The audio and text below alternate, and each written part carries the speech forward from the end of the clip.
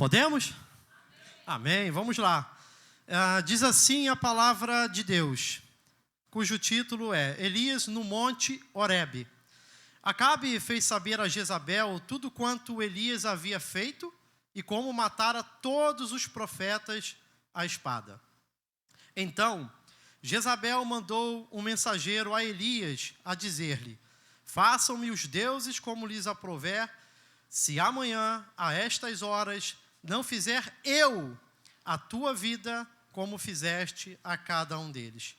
Temendo, pois, Elias levantou-se para salvar a sua vida, se foi, e chegou a Berseba, que pertence a Judá, e ali deixou o seu moço. Ele mesmo, porém, se foi ao deserto, caminho de um dia, e veio, e se assentou debaixo de um zimbro, e pediu para si a morte, e disse: basta, toma agora, ó Senhor, a minha alma, pois não sou melhor do que meus pais. Pula para o verso de número 9.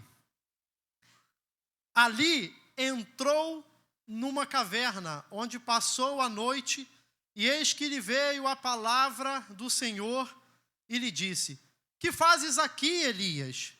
Verso 10.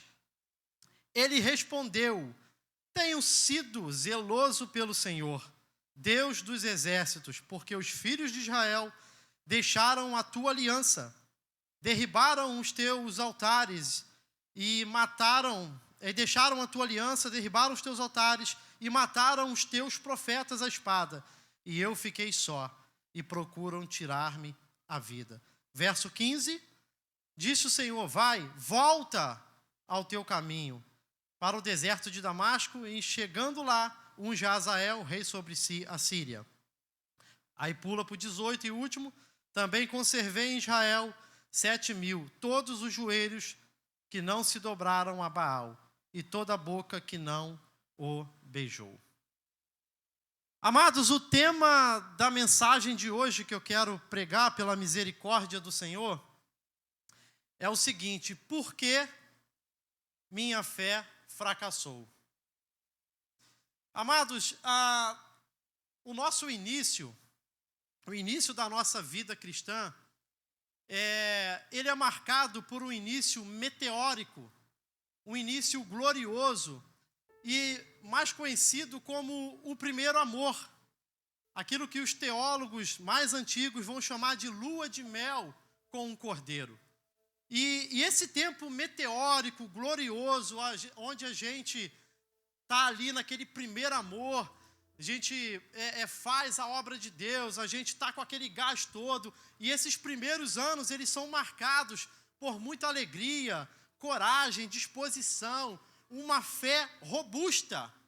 Entretanto, o tempo passa. E o tempo passando, os anos passando, é de forma inevitável que as adversidades, né, as lutas, as aflições e as perdas, elas vêm marcando um período de escuridão em nossa vida. E esse é conhecido como um dia mau. Então, todos nós que ingressamos na nossa caminhada cristã, nós temos essas fases. Essa primeira fase marcada pelo primeiro amor, que a Bíblia vai chamar de primeiro amor. A fase da alegria, da coragem, da disposição, da fé robusta. Tudo é bênção, nada nos afeta, tudo é maravilha. Mas o tempo passa, que é normal, as adversidades vêm, as aflições vêm, e tudo isso, e as perdas também, porque o Evangelho não é só vitória, as perdas vêm, então elas marcam um período de escuridão. E nesse período de escuridão, a nossa fé ela começa a esmorecer, e todo aquele brilho, entusiasmo, disposição, alegria, ela vai dando lugar, vai marcando, vai dando lugar a um tempo de tristeza, de angústia e de abatimento. Então, é aí que nós fracassamos na fé. Fracassamos em crer em Deus, fracassamos em crer na sua bondade, no seu poder, nas suas promessas. E o texto que nós vamos trabalhar esse assunto, a história que vamos tratar esse assunto, ela fala sobre o profeta Elias. Ela vai relatar a história do profeta Elias. E Elias foi um profeta que ele foi levantado com a missão de realizar uma obra, uma reforma religiosa em Israel. Elias foi um homem que foi levantado por Deus para poder enfrentar Acabe, o rei Acabe e Jezabel. É só você voltar no contexto anterior, no capítulo 16, você vai perceber que ali a narrativa começa falando do rei Acabe, que casa com Jezabel e dando início a um período de grande paganismo em Israel. Ou seja, onde eles instituíram ali o culto a Baal. Então Elias, ele foi um homem que foi levantado para poder fazer essa reforma em Israel. Então Elias foi um homem cujas orações cerraram os céus e não choveram. E não choveu durante 3 anos e alguns meses. E depois o mesmo Elias orou para que chovesse. Elias foi um homem que viveu o sobrenatural de Deus. Ele profetizou uma grande seca. Ele foi sustentado pela viúva de Sarepta, onde Deus, de forma milagrosa ali, multiplicou a reserva ali de farinha e azeite. Mas sem dúvida alguma, o grande feito de Elias foi quando ele duelou contra os profetas de Baal. Lá na narrativa anterior vai dizer que ele ali enfrentou os 450 profetas de Baal. E além dos 450 profetas de Baal, Elias também, ele duelou contra os 400 profetas de Azerá. E ali foi um duelo espiritual que refletiu ali no mundo material. E sem dúvida alguma ali, Elias, ele teve o seu protagonismo. Então, de forma resumida, Elias, ele se torna um fenômeno religioso. Elias ali, ele se torna, na nossa linguagem de hoje, o cara. Talvez ali, se você fosse dar um Google, só apareceria Elias. Se você fosse no YouTube, eu quero ver um grande homem de Deus, ia aparecer vários e vários vídeos de Elias, conteúdos sobre Elias, vários likes. Talvez Elias teria milhões de seguidores. Elias era um fenômeno religioso. Mas no capítulo 19, nós vamos ver que Elias, diante de uma adversidade que veio através de uma ameaça, Elias sucumbe na sua fé. Elias fracassa na sua fé. Elias, ele vai ter o seu primeiro encontro com as suas mazelas. Vai ter o seu primeiro encontro com ele mesmo. Você observa que no início, Jezabel ameaça Elias, ameaça ele de morte. E até o versículo 4, resumindo, vai dizer que Elias mesmo fugiu. Elias mesmo foi para o deserto. Ele mesmo que meteu o pé. Então Elias, ele fracassa na sua fé. Amados, eu quero dizer para vocês que primeiramente eu me identifico com essa palavra. Fracassar na fé não significa que a nossa fé, que a gente desistiu de Deus. Fracassar na fé não é desistir de Deus. Fracassar na fé é justamente um período de se encontrar conosco mesmo. É de se encontrar com o nosso próprio eu. São momentos de reavaliar o nosso coração. E eu quero iniciar fazendo uma pergunta nessa segunda parte. Por que Elias fracassou na sua fé? E o interessante é que quando nós analisamos a história de alguns homens que fracassaram na fé, como por exemplo, Davi. você vai ver que no contexto anterior, ali nós já vamos ter o quê? Vamos ter sinais. Davi, antes de cair lá com Betseba, antes de mandar Urias lá para frente, na linha de frente, na guerra, você vai perceber que Elias, no contexto anterior, já vai demonstrando alguns sinais da sua queda. Davi acorda tarde, Davi não vai para a guerra. Então a gente percebe alguns sinais. Mas quando a gente vai para a história de Elias, do capítulo 16 em diante, pastor, a gente não acha nada sobre Elias. Muito pelo contrário. Elias é um homem cheio do Espírito de Deus. Elias é um homem cheio do sobrenatural. Elias ali é um homem que duelou contra aqueles profetas e falou: olha, vamos lá fazer 2 altares. Clama ao Deus de vocês e eu clamo ao meu Deus. E o Deus que responder com fogo primeiro, esse é Deus verdadeiro em Israel. E Elias ali numa demonstração de poder, debocha daqueles homens, debocha dos 450 profetas de Baal. Então, no contexto anterior, a gente não vê nada sobre Elias. A gente só vê bênção, a gente só vê alegria, a gente só vê sucesso na vida de Elias. Então, como descobrir a causa do fracasso de Elias?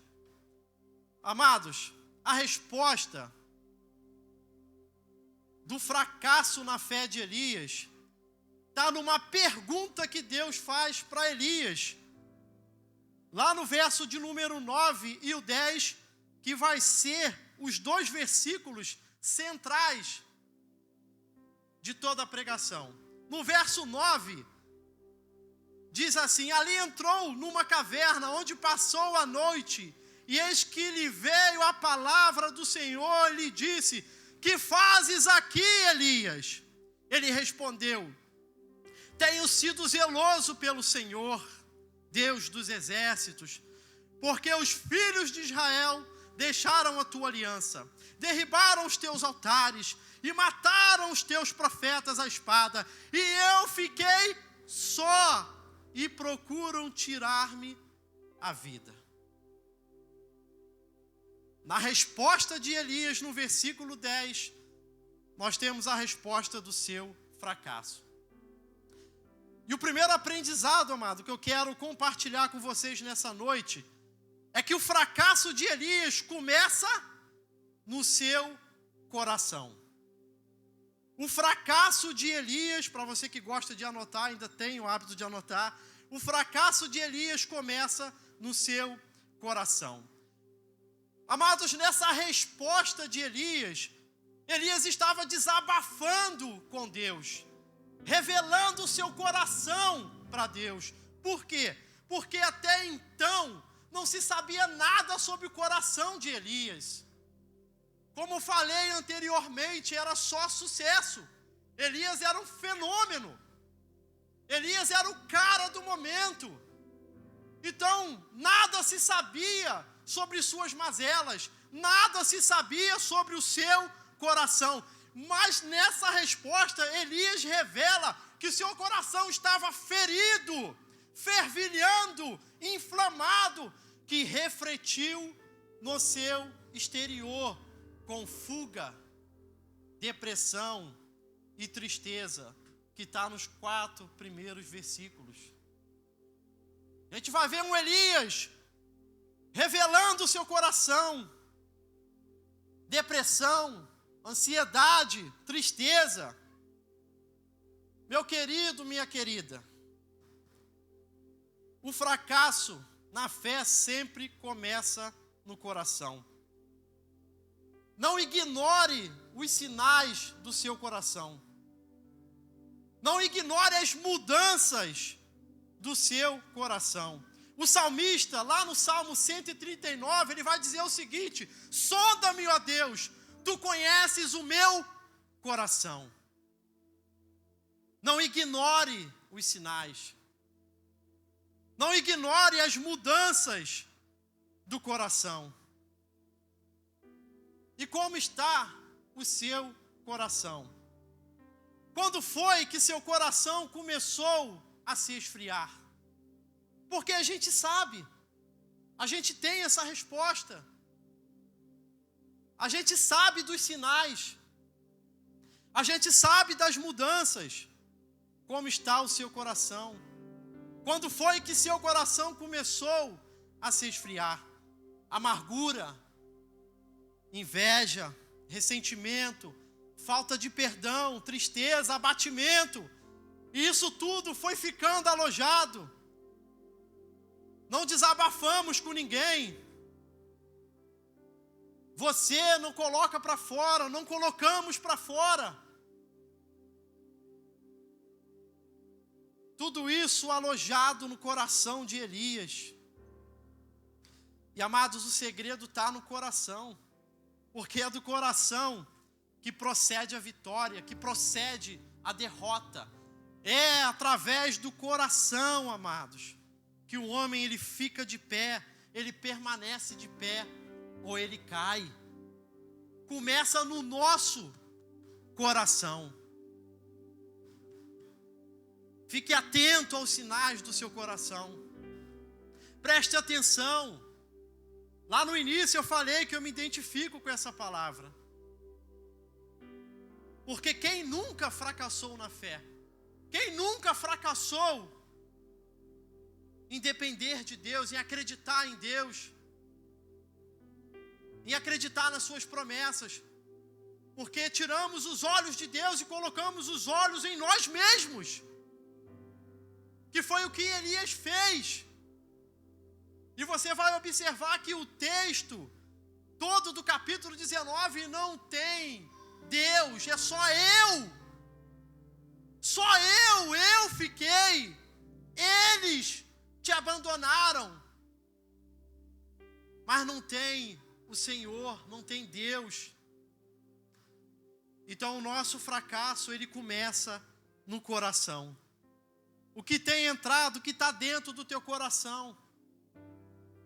Temos muitas dificuldades, amados, da gente poder se expor. O ser humano é assim por natureza, a gente não quer se expor, a gente não quer compartilhar. Mas deixa eu te falar algo, amados, é bíblico, isso gera cura. Confessai as vossas culpas, o pecado, confessai uns aos outros. Lógico que não é para confessar para qualquer um, mas é para confessar aquela pessoa que você confia, aquela pessoa que você tem ali total confiança, uma pessoa de Deus. Confessa, joga para fora, tira esse negócio do coração, amados, porque ele pode estar sendo determinante para que você continue dobrado, para que você continue caído, mas também pode ser determinante, colocando para fora, revelando o seu coração. Elias ali, ele revela o seu coração, revela as suas mazelas. No contexto anterior a gente não viu nada, mas depois Elias ele vai e revela o coração ferido. E ele pode ser determinante ao confessarmos, para que possamos nos reerguer, nos colocar de pé novamente, continuar a nossa luta, continuar com uma fé robusta no Senhor, continuar crendo nas suas promessas, continuar tocando a vida de pessoas, continuar fazendo a obra do Senhor, continuar com aquele entusiasmo todo. Mas depende de como você trata o seu coração. Amém? E aqui, amados, eu quero deixar duas verdades e um conselho sobre o coração. A primeira verdade, Mateus 15:19, que diz assim: porque é do coração que procede todos os males. E você vai ver lá no texto homicídios, adultério, prostituição, furtos, falso testemunho, blasfêmias. Ou seja, o nosso coração é uma máquina de produzir pecado. Esse é o nosso coração. Observe Elias, um homem cheio de poder, cheio de Deus, mas com o coração totalmente cheio de mazelas, com o coração ferido. Mas observe que ele estava lá fazendo a obra de Deus, realizando a obra de Deus, realizando uma reforma religiosa em Israel, lutando contra o paganismo, trazendo os profetas de novo para se posicionarem. Mas Elias tinha um coração igual ao nosso, um coração que é uma máquina de produzir pecado, porque é do coração que procede todos os males. Segundo a verdade, Jeremias capítulo 17, verso 9 e 10, enganoso é o coração, mais que todas as coisas, e desesperadamente corrupto. Quem o conhecerá? O nosso coração é extremamente, desesperadamente corrupto.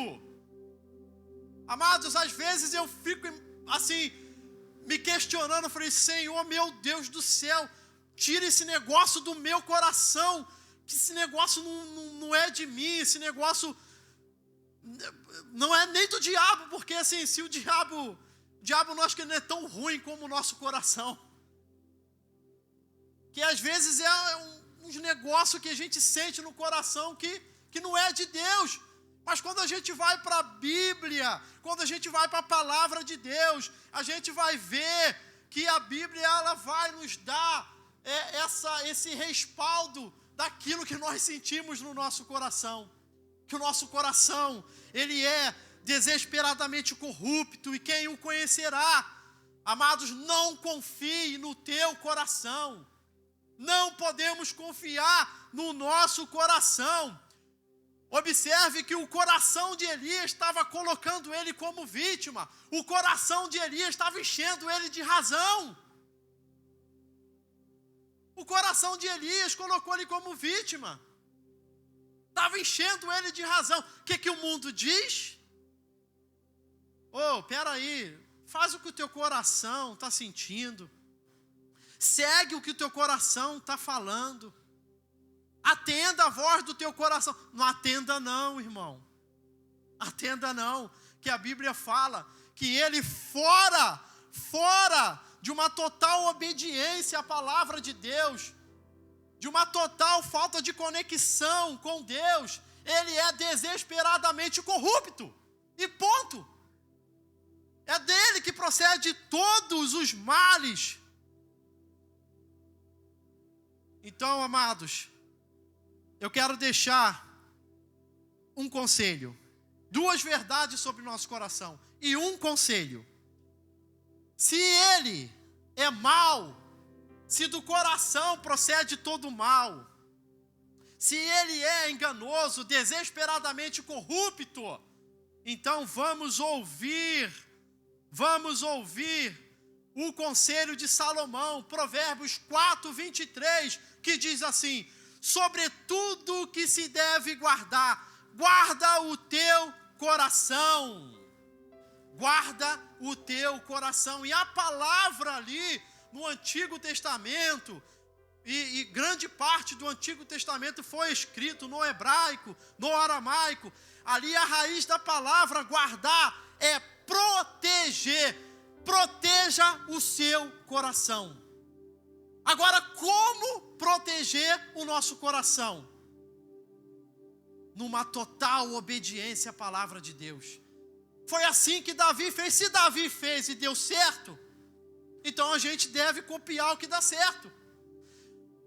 Davi, ele escondeu a palavra no coração para não pecar contra o Senhor. Se deu certo com Daniel, um dos maiores profetas da Bíblia. Daniel capítulo 1, verso 8, Daniel lá na Babilônia, junto com seus amigos, naquela deportação que houve para a Babilônia, na invasão do rei Nabucodonosor, Daniel assentou no coração, e outras versões vai dizer que Daniel desejou no coração não se contaminar com os manjares, com os alimentos e sobretudo com a cultura daquele mundo. Agora como? obedecendo os preceitos do Senhor. Hoje a gente vive uma geração que quer definir o pecado pelo que acha. Eu acho nada. É o que a Bíblia diz. Não é o que eu penso, não é o que eu acho. Entre o que eu acho e o que a Bíblia diz, eu fico com a Bíblia. E ponto. Hoje a gente quer relativizar a obediência à palavra de Deus. Eu quero obedecer aquilo que é bom para mim. Mas aquilo que não é bom, então eu vou ali fazer uma teologia entre as linhas para fundamentar o estilo de vida que eu quero viver. E está errado. Está errado. O que define o que é certo e o que é errado é a palavra de Deus. E mesmo assim Deus não obriga ninguém a obedecer. É para quem quer. Aquele que quiser vir após mim, negue-se a si mesmo, toma a sua cruz e siga-me. Não tem obrigação no Evangelho. O que tem é obediência pelo amor à palavra, amor ao chamado, tocar pessoas, tocar vidas, resgatar almas. Esse é o nosso chamado. Então, amados, guarda o teu coração. Amém? Guarda o seu coração. Vamos lá. Eu devo proteger o meu coração. Porque o diabo sabe, amados, que no dia que ele alcançar o seu coração, ele alcançou você. Por isso que devemos guardar o nosso coração. Obediência à palavra de Deus, oração. Hoje a gente é uma geração que ora muito pouco, ou quase não ora. E a gente quer resultados sobrenaturais com meia grama de oração, com meia grama de sobrenatural. Que orar ali, meu irmão, é para quem crê. Cavar o coração de Deus é para quem crê. Se relacionar com Deus é para quem crê. E a gente ora muito pouco e quer resultado, e quer muito resultado. Então a gente precisa, com obediência à palavra e com oração, proteger o nosso coração. Amém? Segundo aprendizado, amados, ainda lá no verso de número 10, na resposta de Elias, nós temos a resposta do seu fracasso. Lá no verso 10, o segundo aprendizado, Elias tinha um conceito elevado de si mesmo. Lá no verso 10, Elias, ele vai dar a resposta: tenho sido zeloso pelo Senhor. Elias tinha um conceito elevado de si mesmo. O que Elias estava querendo dizer? Tenho sido zeloso. Elias estava numa caverna. Elias tinha fugido. Elias estava com depressão. Elias estava perdido. Elias estava igual aquele lutador de MMA que quando é nocauteado cai, acabou a luta. E o cara está lá comemorando, e ele levanta e está dando soco no vento. Elias estava no automático. Elias tinha perdido o rumo dele, Elias estava só no automático. Aí o juiz está lá, acabou a luta, acabou. E ele está lá dando soco. Era Elias. Elias estava desse jeito, amados. E Elias vai dizer: eu tenho sido zeloso. Eu tenho sido o melhor daquele local. Elias tinha um conceito elevado de si mesmo. O que Elias estava querendo dizer? Não sei por que isso aconteceu. Sou tão zeloso. Por que isso aconteceu comigo?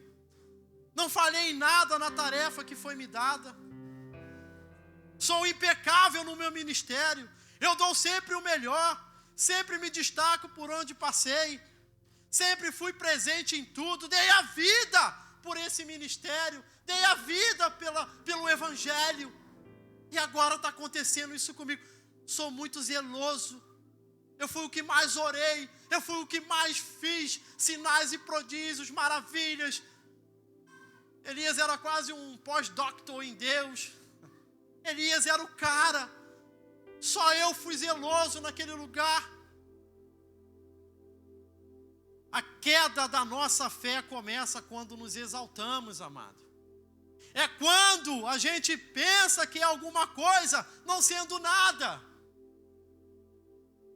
E como é difícil trabalhar com pessoas assim, amados. Elias estava se achando muito. Tinha um conceito elevado de si mesmo. Terceiro aprendizado, amados. Ele se achava importante demais no conceito de Deus. Aliás, no contexto de Deus.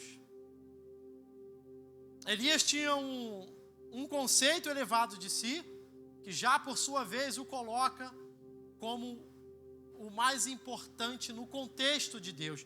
Elias se achava importante demais naquele contexto ali de Deus. E lá no verso 10, no finalzinho, ele vai dizer que só eu fiquei. Só eu fiquei naquele lugar. Ora bolas, um cara que tinha fugido, ele mesmo foi para o deserto, ele mesmo foi para a caverna, ele mesmo abandonou o moço dele. E para Deus, ele vai falar que ele era muito zeloso e depois, só eu fiquei só. Elias estava dizendo para Deus, sem mim o Senhor não poderia fazer aquela obra. Sou extremamente importante para a reforma religiosa de Israel. Sou o único que ficou naquele lugar. Eu sou o único que tenho capacidade de resolver, porque o chamado é meu. O chamado foi para mim. Então eu não mereço ser tratado dessa forma. Não mereço. Por que estou passando por isso? Observe que um homem, quando ele perde o seu norte em Deus, ele fica fora de si mesmo, amados. Observe que quando ele começa a construir ali toda a sua narrativa, Elias, ele fora de Deus, completamente perdido, ele começa a criar uma narrativa para justificar o seu coração que fracassou. E nós somos assim. Nós somos mestres em construir narrativas para justificar o nosso fracasso.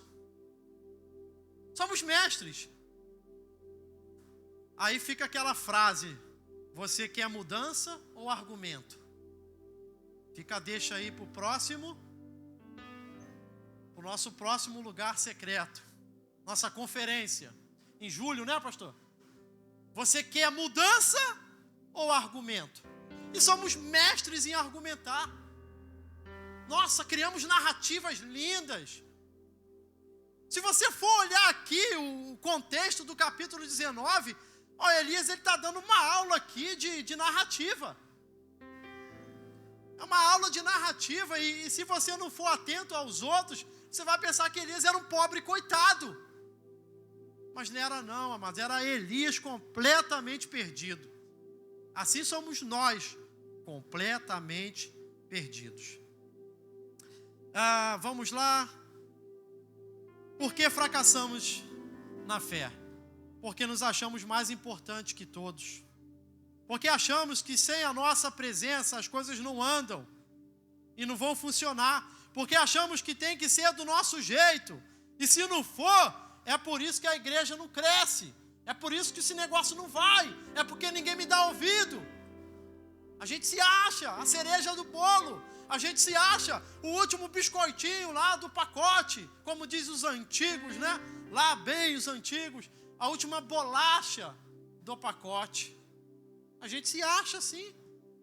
Mas é o nosso coração que está nos enganando. É o nosso coração que faz a gente achar que é alguma coisa.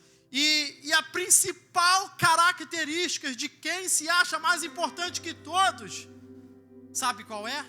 A principal característica de quem se acha mais importante que todos é que ele fica decepcionado com a falta de resultado. Toda pessoa que se acha mais importante em tudo, mais do que todos, ele fica decepcionado com a falta de resultado. Observe Elias, ele achava que depois de tudo que ele tinha feito, depois de tudo, os grandes feitos de Elias, ele achou que Jezabel, que Acabe, ia se curvar diante dele. Ele achou que o culto a Baal ia se encerrar, ia ser abolido. Muito pelo contrário. Acabe e Jezabel partiram para dentro dele. Foram para cima dele. Ameaçou ele de morte. Vamos pegar esse cara. Vamos cortar a cabeça dele. A cabeça dele é meu prêmio. Aí Elias não suportou. Ficou decepcionado. Assim somos nós. Quando a gente se acha muito importante, a gente fica decepcionado com o resultado, com a falta de resultado. Sabe por quê? Porque quem se acha mais importante que todos, não suporta fracassar. Essa é a grande verdade. Quem se acha mais importante que tudo e que todos, não suporta fracassar. Amados, quantas pessoas decepcionadas, magoadas, ressentidas, coração duro, porque não suportam fracassar. Fulano foi promovido no trabalho e eu não fui. Eu faço melhor, eu sou melhor que ele. E ele foi promovido. Coração cheio de ego, cheio de prepotência. Fulano é líder do ministério. Mas eu sou melhor que ele, eu faço melhor que ele. Eu conheço mais a Bíblia que ele, eu oro mais que ele, eu faço mais que ele. Sempre eu. Esse cara tocando, pregando, ensinando, dando aula aí, ministrando, essa voz de taquara rachada. Eu faço melhor do que isso. E ninguém me vê. Como que pode o pastor não me ver? O pastor só pode estar na carne, está em pecado. Só pode estar em pecado, pastor. Como assim? Não me vê? Eu cheio de talento. Por onde eu passei, eu fui o melhor. Sempre fiz o melhor. Sempre preguei melhor. Pregava e as pessoas se convertiam. Porque eu fazia, eu orava e as pessoas eram curadas. Porque eu ministrava e as pessoas se dobravam diante de Jesus. Porque eu. Capítulo 19. Não tem nenhuma palavra fazendo uma referência. É tu, Senhor. Era só eu, Elias, eu. Sempre eu. Misericórdia, Senhor, para nós, todos nós. Amados, eu quero concluir dizendo o seguinte: como vencer o fracasso na fé? Como se reerguer diante de um fracasso, diante de um coração completamente cheio do eu? Amados, é simples. Aliás, não é tão simples. Mas pela orientação da palavra, é mais simples do que a gente acha. No verso 15, Deus fala assim para ele: disse-lhe o Senhor, volta ao teu caminho para o deserto de Damasco. E chegando lá, unge Azael, rei sobre a Síria. Amados, o segredo é voltar. É voltar. Elias, desce alguns degraus. Elias, desce. Lá no capítulo 16, 17, Elias, completamente dependente de Deus, obediente ao Senhor, temente ao Senhor. É só voltar. Aí lá em Apocalipse, no capítulo 2, a carta à igreja de Éfeso, lá vai dizer o seguinte, verso 4 e 5, tenho porém contra ti que abandonaste o teu primeiro amor. Lembra-te, pois, de onde caíste. Arrepende-te e volta à prática das primeiras obras. Tenho, porém, contra ti que abandonaste o teu primeiro amor. E o que é o primeiro amor? A resposta está no verso 5. Lembra-te, pois, de onde caíste. Arrepende-te e volta à prática das primeiras obras. Volte ao primeiro amor. Volte a pregar. Volte a tocar vidas. Volte, Elias, volta. Amados, para subir, aqui não é aquela menina não, tá?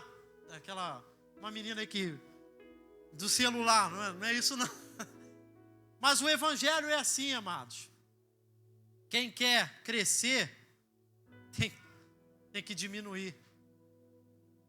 É assim que é o evangelho. Elias, volta a ser obediente. Volta a confiar no Senhor. Volta a entregar o governo do seu coração para o Senhor. É só voltar. Volta, Elias, que você está totalmente perdido. Porque Elias falou que ficou só. Elias falou que ele era zeloso, que só ele fazia, que todos tinham morrido. Aí Deus fala, Elias, tu está enganando você mesmo. Porque lá, de acordo com o verso 18, Deus tinha conservado 7.000 que não tinha se dobrado e nem beijado Baal, que não tinham se curvado diante do paganismo. Então Elias volta para lá, volta para sua casa, volta para onde você realmente vai se encontrar. E eu quero encerrar dizendo o seguinte: venha para Cristo e viva esse verdadeiro evangelho, amados. Aonde nós temos que morrer para o nosso eu. Aonde, se você quer ser o maior, então seja o menor. Onde você que quer se exaltar, não, você tem que se humilhar, é ao contrário. Se você quer ser exaltado, então se humilhe. A maior exaltação é essa, vai se humilhar. Aqueles que se humilham serão exaltados. Aí as pessoas falam assim, os humilhados. Não é os humilhados. Quem se humilha será exaltado pelo Senhor. E aonde o evangelho, para ganhar, tem que perder. Amados, deixe Jesus governar o seu coração. O fracasso na fé não significa o fim da nossa fé, mas significa que Deus está nos forjando para algo maior. Amém? Queria que você se colocasse de pé. Amados, aqui nós encerramos a nossa palavra, a pregação, a palavra de Deus. Eu acredito que a palavra de Deus, ela tem o poder de transformar nossas vidas. A palavra de Deus, ela tem o poder de nos equipar para cumprir o seu chamado. E tudo começa no coração. É o coração que vai te deixar de pé, ou é o coração que vai fazer você cair. Amém? Queria que você fechasse os seus olhos. O Ministério de Louvor aqui vai estar já se posicionando. Pastor? Feche os seus olhos, amados. Continue conectado com essa atmosfera da palavra. Amém?